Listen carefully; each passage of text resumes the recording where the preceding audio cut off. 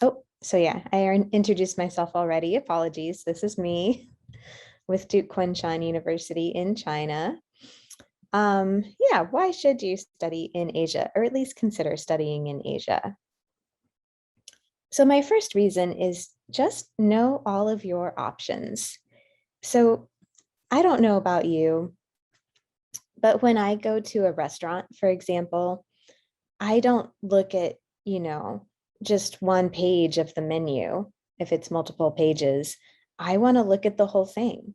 I want to know what all my options are to choose from. And similarly, when you're looking around for where you want to go to university, if you're only looking in the United States, you are really restricting that menu. And I know it can be really overwhelming, even just looking at US universities. But if you take a broader look, you might find options that can really wow you and um, open new doors, new pathways. So, number two is save money.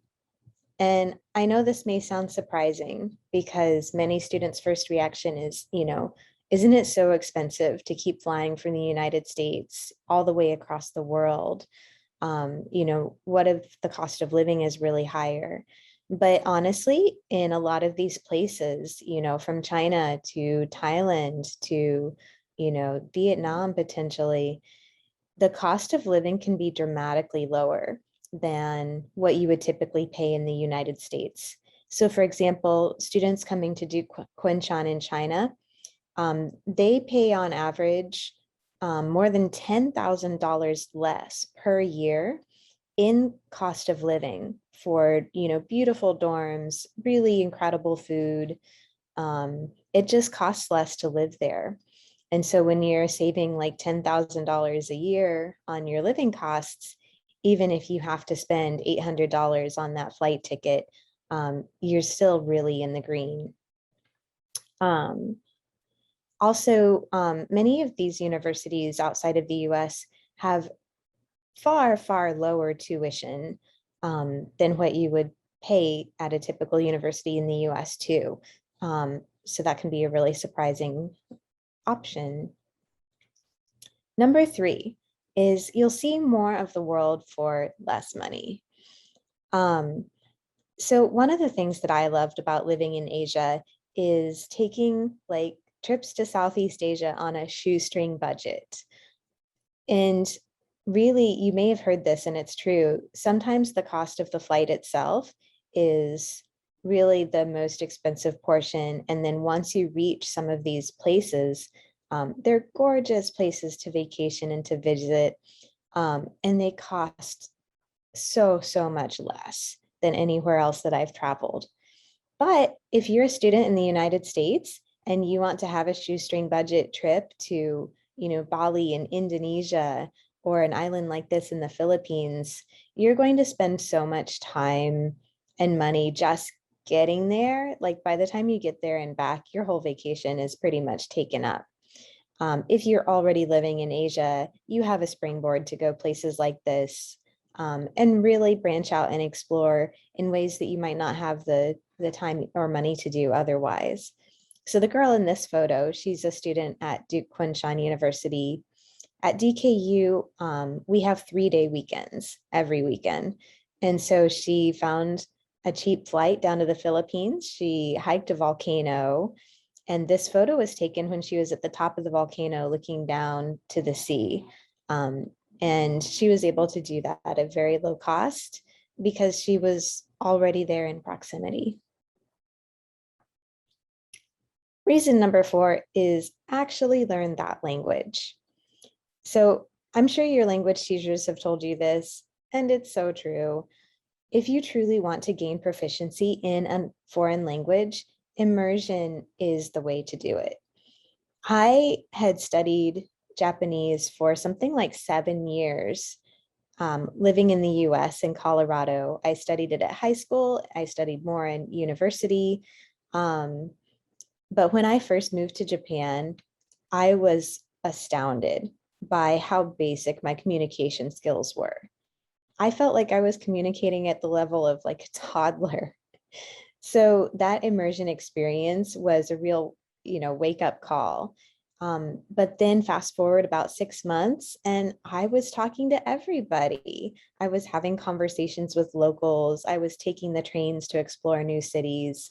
And even today, communicating effectively in foreign languages is, one of the most rewarding and fulfilling experiences that I still have. Number 5, get ahead of the curve.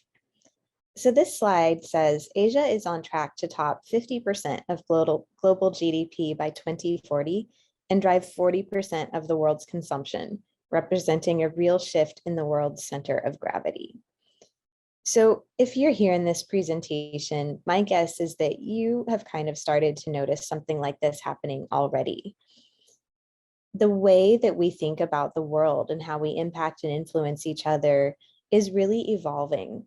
And in 5 years, if you are graduating from university with an actual experiential understanding of what is going on in Asia and these cross-cultural communication skills, and hopefully even some high-need language skills, you are going to be so well poised to get high-paying jobs, to be marketable and sought after as you advance your career, to see new opportunities for research and exploration, where others may be a little bit more, narrow-minded in their focus of where they might like to travel or who they might like to collaborate with. So one reason to study in Asia, number 5, is to be on that leading edge of where, in these terms, the world's center of gravity is kind of shifting. So I have a whole separate room coming up for Duke Kunshan University, which is the university that I represent. It is a partnership with Duke University. So Duke this year is ranked the number 9 best college in the entire US, and most years is ranked in the worldwide top 20. So Duke is honestly one of the most incredible top ranked universities in the world. And our partnership is with Wuhan University, which is in China's top 10. Our students study in both countries and earn 2 degrees, a Chinese degree from Duke Kunshan University and a US bachelor's degree from Duke University. So if you'd like to learn more about this, you can visit my Zoom room at 11 o'clock. You can also sign up here to get emails from us that'll let you know about info sessions that we're hosting on our own on different days and times. We have virtual tours given by current students. Those are live Zooms as well, where you can ask questions back and forth about what it's been like to live in China. How was the culture shock? How's the support system? What is it like being in a fully international university in terms of diversity? And we even have great application advice sessions coming up from our director of admissions, where if you want to apply to DKU, he will break it down for you segment by segment on the Common App in terms of like, what are we looking for in an impressive application? So feel free to scan this and do the little sign up if you'd like to hear emails from us and potentially get a gift package in the mail. And then I'm going to check and see if anyone else is in here. Any of my co-presenters are in here. Hey, Lindsay. Hey, I think you're covered up by one of my screen things, but I'll go ahead and stop my share now so that you can take. Wonderful. Thank you so much. There, I can see you now. All right, I'm going to.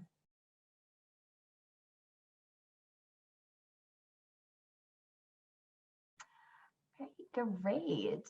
Well, my name is Bridie Troy, and I'm with University College Dublin.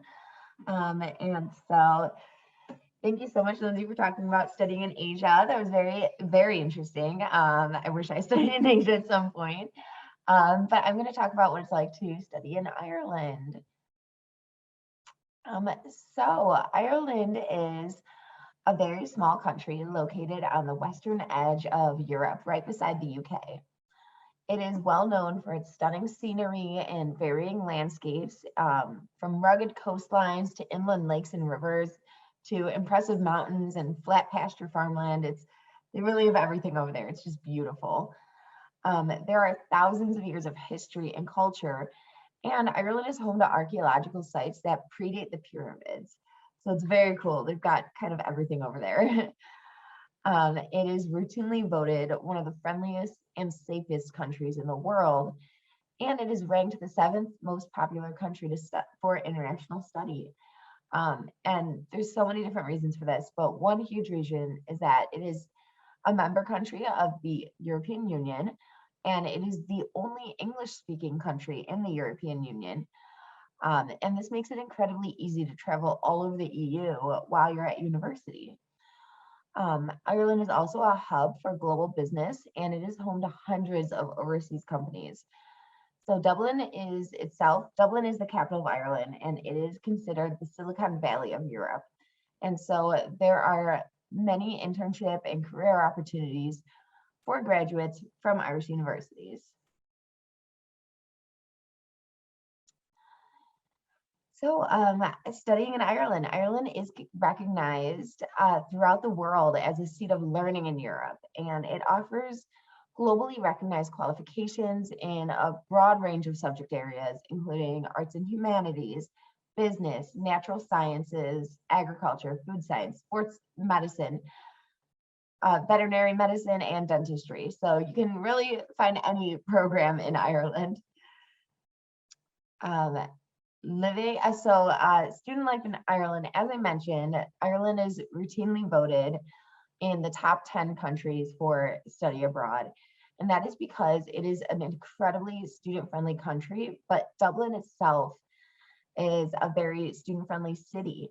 And the reason for this is that in Dublin, almost 50% of the population is under the age of 34.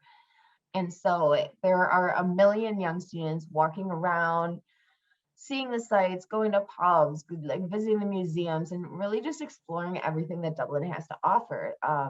So there's going to be a lot of people your age, and there's such a vibrant life around it. And on-campus housing is available for international students in their first year when you study in Ireland. So it's nice that you're not immediately thrown in there by yourself. You get that first year to live on campus and to get used to the country.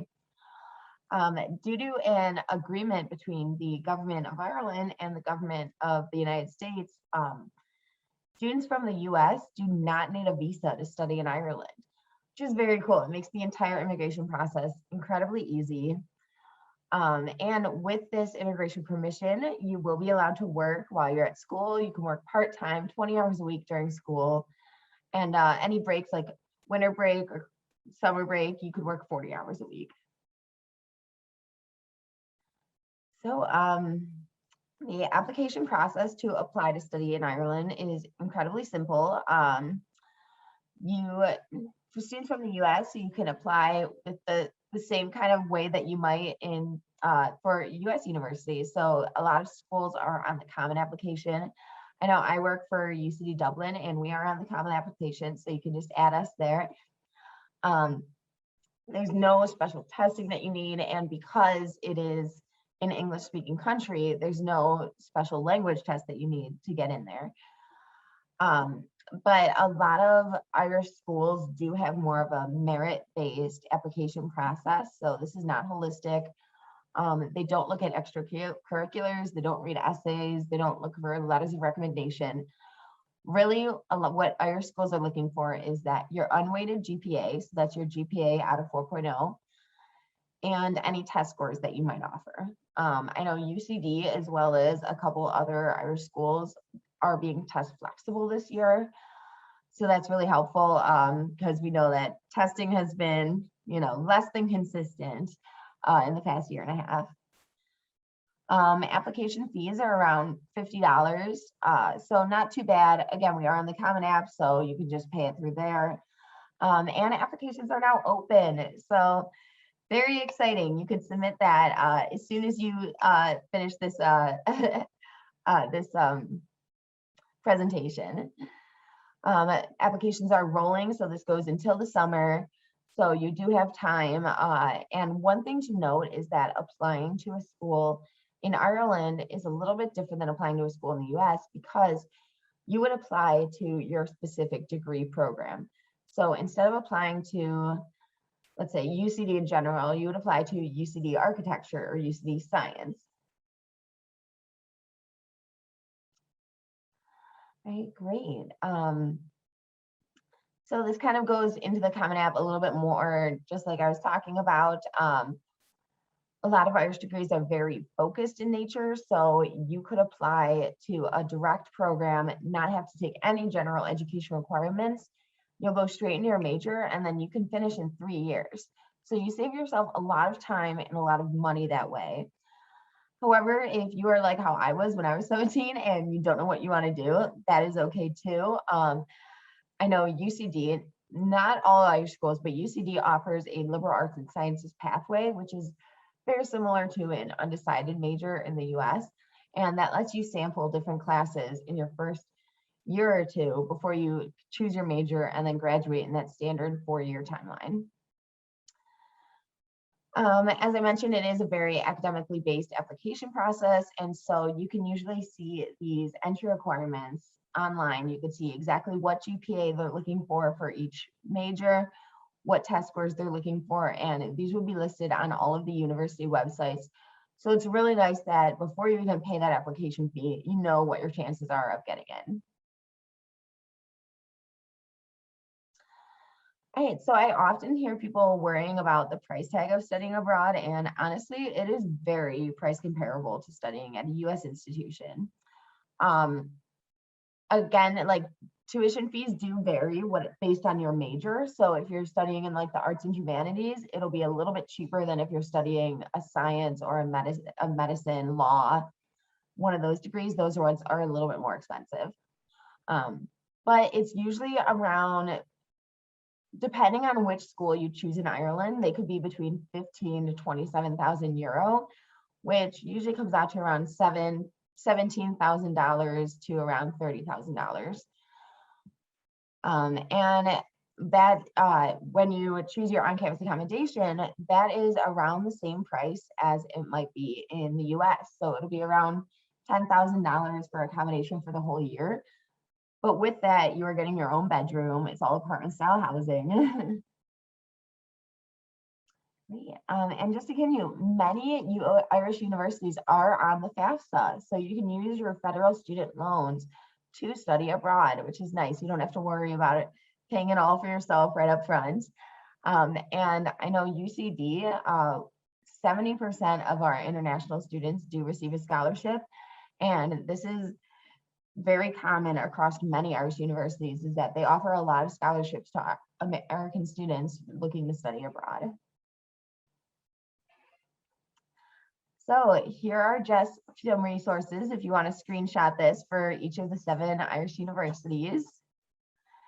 And yes, thank you so much. I think I'm coming up on my 10 minutes, but thank you so much for stopping by, and let me know if you have any questions. I love talking about study abroad.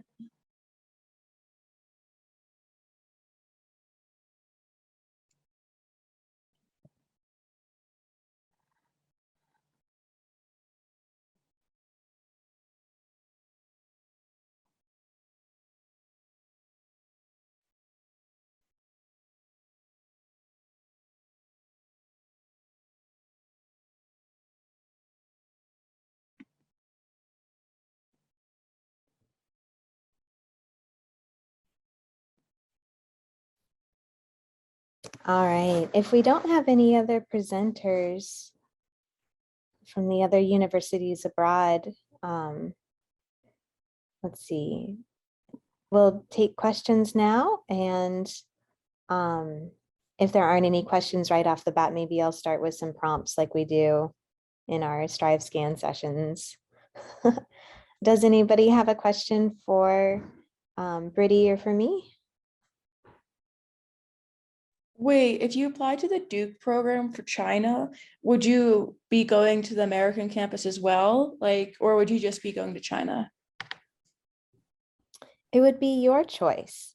So you can do all 4 years in China, or you can choose to come to Duke University in North Carolina during either the fall or the spring of the junior year.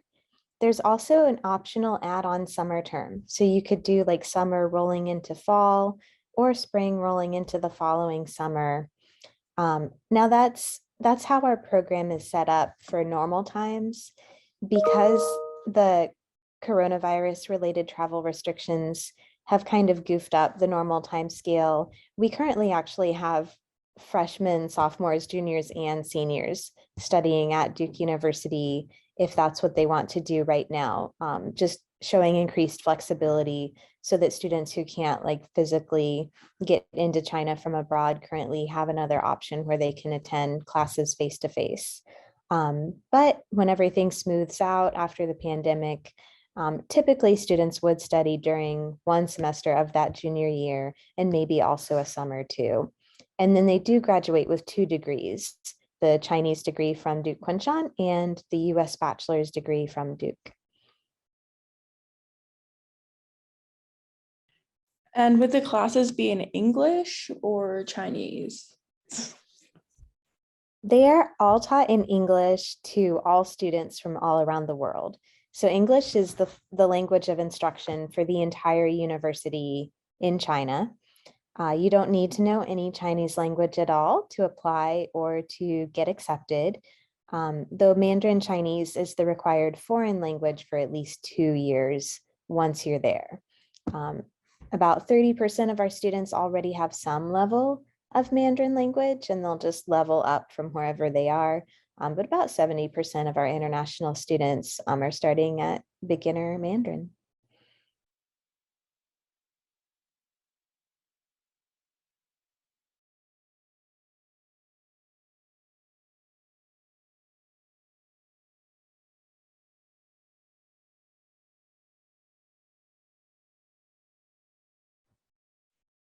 So we're sometimes asked to give advice to students, about like what is your biggest piece of advice?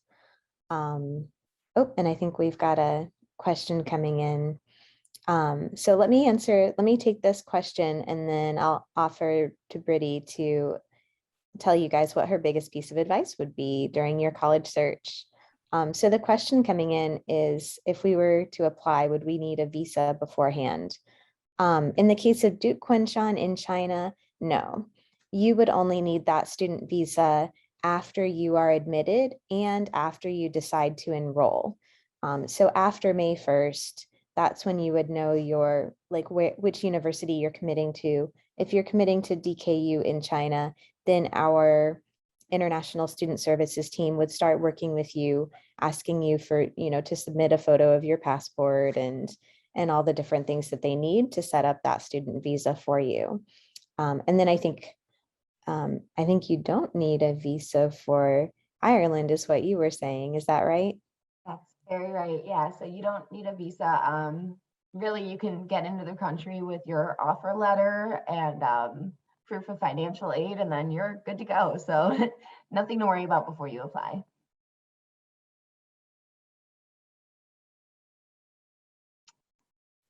Great. And I think Lindsay was going to talk about what our biggest piece of advice is for people looking to apply. And I would always say that my biggest piece of advice is to go into college with an open mind. Don't just apply to the schools that maybe your parents graduated from, that all of your friends are applying to.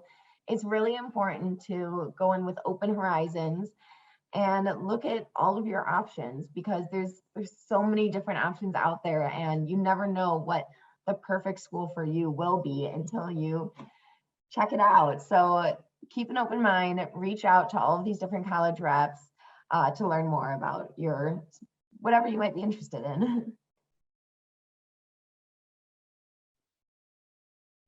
And for me, I think I'd say, if you're in this session because the idea of going outside of the US, really makes your heart flutter, and it's not the safe option. It's not the option all your friends are doing, but it's something that feels really exciting to you. My biggest piece of advice is just do it. Just go for it. It's a lot less scary when you're actually doing it than it seems like it might be before you try. And, you know, in my experience, it gets so much harder the further along you get in life to leave your home country if you haven't already. University is a great springboard from which to do that because unlike when you're an adult and say you move to another country for a job or something, or just because you're dying to go and you just go. When you're going for university, you have this like built-in support group. You have a built-in group of friends that are going through the same, culture shock and acclimation that you are at the same time. You are, likely have, counseling and support systems on campus to help you adjust. It's just a very nice way to kind of ease into what it's like living abroad. Very well put.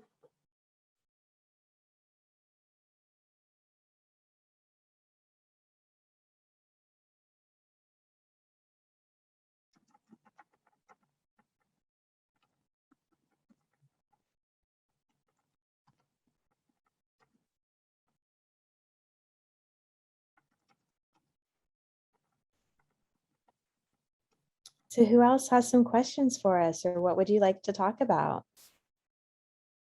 I think we have about 15 more minutes in this session. I'm so sorry that it looks like some of our co-presenters were not able to join us. I have a question. Did either of you go to an international college? And also, I was wondering about how you're integrating students like into the workforce after, and if they could like be working in the country that they went to college.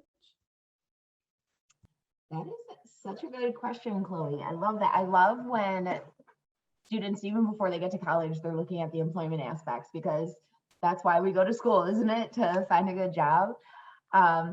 So I studied at UCD Dublin myself, and that is the #1 college for employability in Ireland. So obviously I'm here representing Ireland as a whole, but it really worked out for me. While I was there, I ended up getting an internship with the Irish Parliament that UCD facilitated.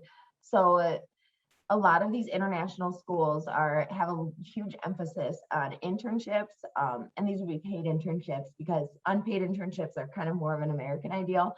So these would be paid internships and really interested in getting you those job prospects after graduation.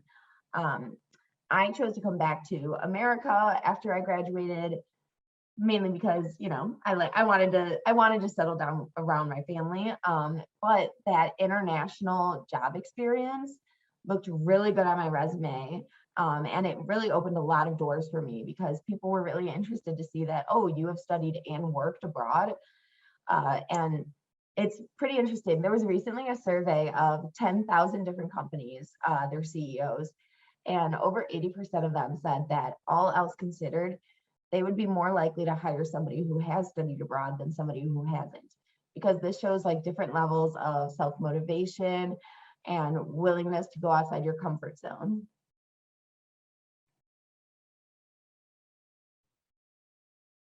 So I knew from the time I was leaving high school that I really wanted to live in Japan at, hopefully right after university. And so I did things in some way what I would consider the wrong way.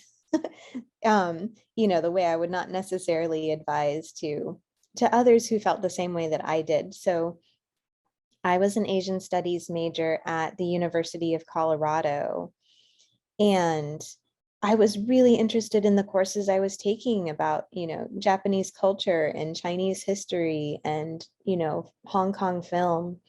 But when I graduated as an Asian studies major, right smack dab in the center of the United States, it was actually very difficult to transition that into a career overseas or a career working related to Japan in the way I wanted. After that, I did graduate school at Duke University in an interdisciplinary program. And that Duke degree does open doors. And I got accepted into one of the most prestigious, well, the most prestigious program for teaching English in Japan, and moved there after finishing both a bachelor's and a master's degree. And I just really thrived living abroad. I have now taught and lived in Japan and in China. Our university at DKU had not even opened yet. It launched in fall of 2018. So this is actually going to be the first year we have students graduating from our new joint venture university. And I found out later, just a few years ago, that when I was graduating high school, a kind of international university for English speakers in Japan did exist with high rates of job placement. And I'm still kind of so bummed that I did not have like the internet resources at my fingertips that you guys have. I didn't know about that university opportunity. This was the 90s. I didn't hear about it, but if I had, I absolutely would have applied, and I would have gone straight out of high school to do an English language program in the country that I wanted to be in and get that immersion experience and cross-cultural experience. That university in particular has a 95+% job placement rate for their international students as they're graduating, which if anybody has looked into Japan knows that is crazy awesome. It's one of the hardest countries to live and work in if you're trying to come in from an outsider, just in terms of gaining that opportunity. Because this is Duke Kunshan University's first year, in 2022, that'll be our first year graduating our own inaugural class. That's when we'll first establish our kind of, I don't know if it'll be a job placement rate. Yeah, I don't even know how we'll qualify it. Honestly, we're expecting about 50% of our graduates to go to graduate school and about 50 to launch their careers. And we think they'll be launching their careers not just in China, but all over the world. If their internships are any indication, they're really going to go global in a big way. So I don't know if that helps answer your question.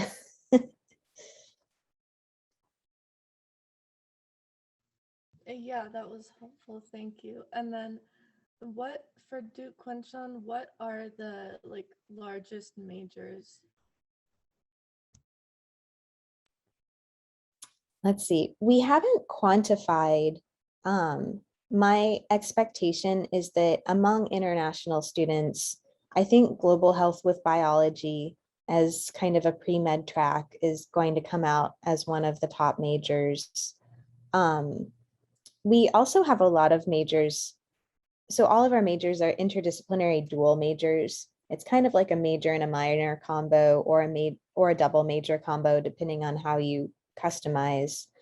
A lot of those combinations are great preparations for like foreign relations, international affairs, diplomacy, international public policy, pre-law, international business.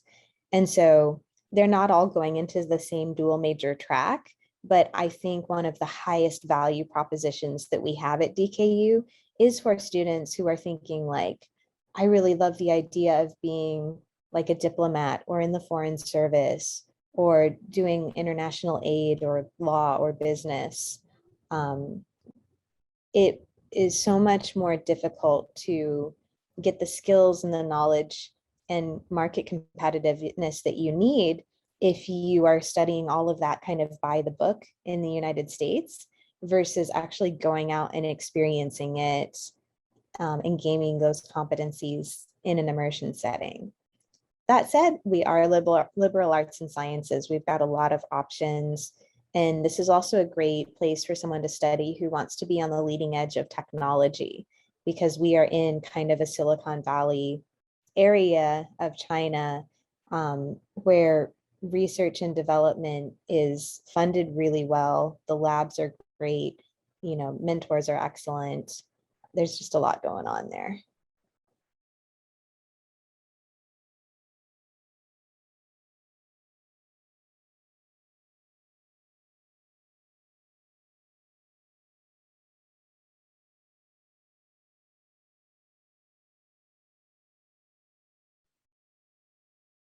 Do we have any questions from Milo or Stella or Dee?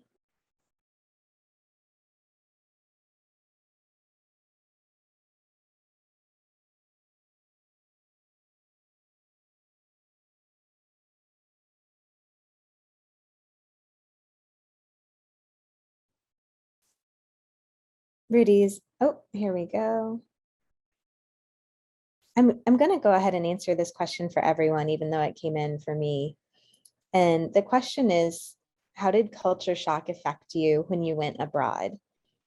I had two very different experiences with culture shock in the two different countries that I moved to.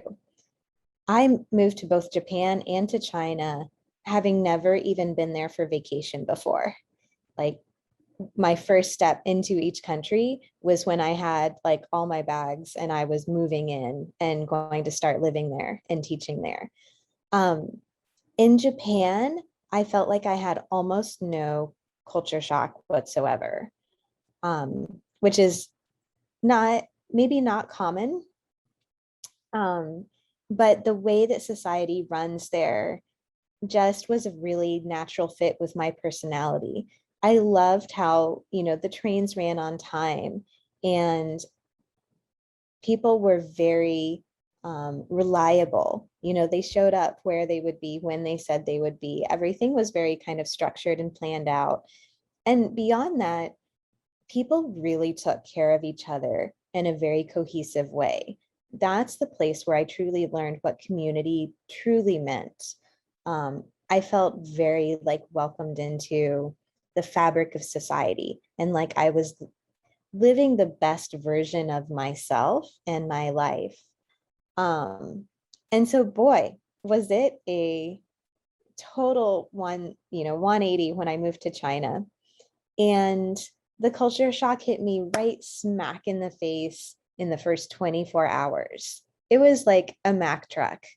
And, seeing how, how much less developed certain parts of China are, really mixed in with the like new technology and developments. And I was so much less proficient in the language. And, I almost had a meltdown in my first 48 hours about, did I make a huge mistake?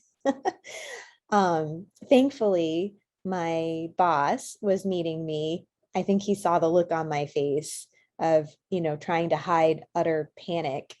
And he kind of talked me down and he said, when my wife and I moved here, she walked into our apartment and burst into tears, and it's okay. And sure enough, like over the next week, my first week there, every day that I woke up felt a little better, felt a little more comfortable. And, by 2 weeks in, I was thriving again.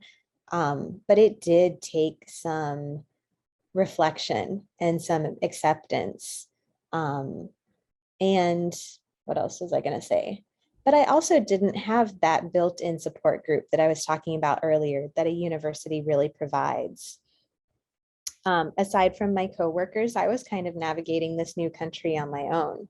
So that's just another reason why I recommend doing it through a university is, you're not going to get stranded on a taxi that breaks down in between the airport and your new apartment and your phone's not working and you can't call anybody. This all actually happened to me, by the way, in my first like 12 hours. You'll have a much smoother, like facilitated transition, and a lot of built-in friends to share it with, when you do have minor moments of something not going quite as planned.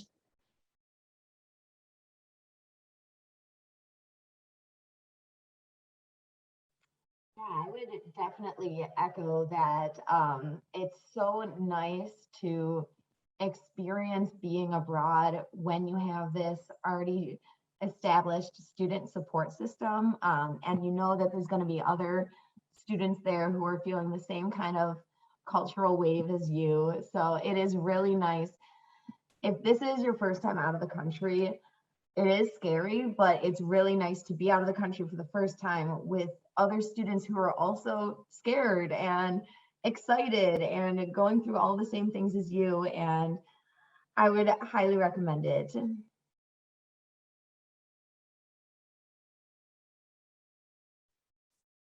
All right, well, we're coming to the close of our time, so I just wanted to say a few words to wrap up.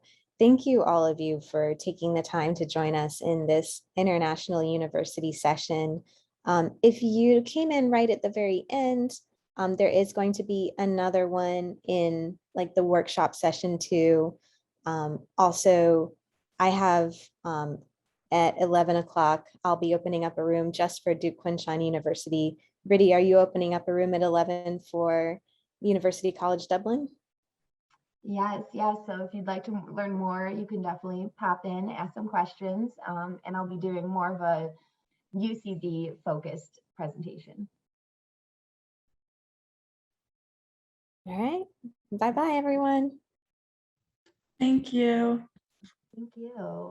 You're welcome. See you at number 2.